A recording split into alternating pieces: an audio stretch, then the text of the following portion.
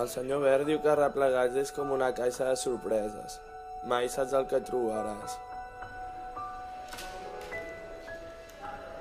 Els alts, els baixos, els estudiosos, els desfassats, els abstemis, els posturets, els que no callen, les guineus, els que no mengen, els perroflautes, els de les plaques, els que no volten, els primeres, les gralles, els acotxadors, els taps, les escaletes, ells, elles.